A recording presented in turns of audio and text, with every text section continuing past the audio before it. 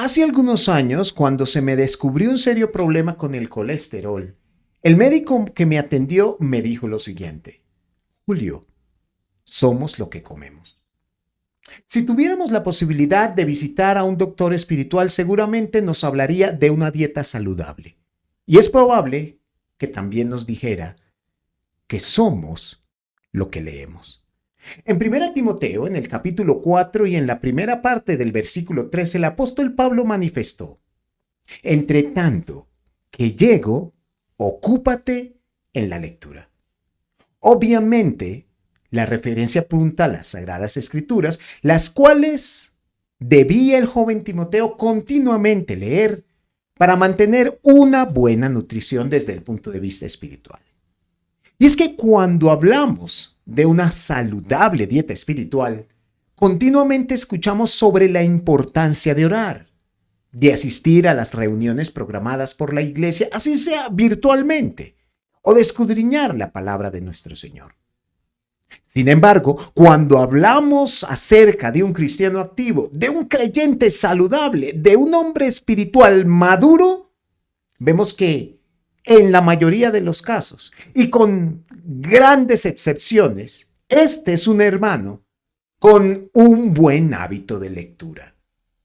Dado que nos acercamos al final del año 2020 y que estamos a punto de comenzar el 2021, este sería un buen momento para preguntarnos. Primero, ¿con qué frecuencia estamos leyendo la palabra del Señor? Segundo, ¿asociamos el buen hábito de la lectura de la Biblia a nuestro crecimiento espiritual? Tercero, ¿nos gustaría hacer planes concretos para mejorar el tiempo y la calidad que pasamos en la lectura de la Biblia? Queridos hermanos y amigos, si aún no tenemos un buen propósito para el año que comienza, les invito a incluir la lectura habitual de la palabra del Señor en nuestro proceso de crecimiento espiritual. Y para lo mismo, permítanme mostrarles solo 3 buenos beneficios entre los muchos que existen para animarles precisamente a hacerlo. En primer lugar, la mera lectura de la Biblia muchas veces nos ayuda a descubrir la voluntad del Señor. El apóstol Pablo en Efesios capítulo 3 versículo 4 escribiría las siguientes palabras: leyendo lo cual podéis entender cuál sea mi conocimiento en el misterio de Cristo.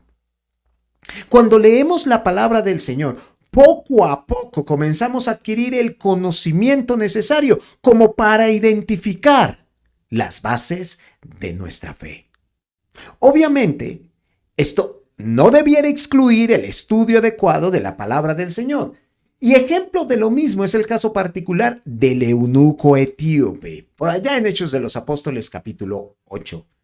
Pero lo que quisiera decirles es que una buena lectura de la Biblia, una lectura clara, una lectura habitual de la palabra del Señor, muchas veces puede ayudarnos a descubrir los grandes tesoros espirituales que Dios a través de su Santo Espíritu nos ha dado, precisamente a través del Evangelio.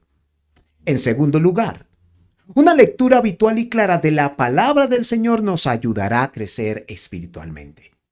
En 2 Timoteo, capítulo 3, versículos 16 a 17, Pablo dijo: Toda la Escritura es inspirada por Dios y útil para enseñar, para reprender, para corregir, para instruir en justicia, a fin de que el hombre de Dios sea perfecto, enteramente preparado para toda buena obra.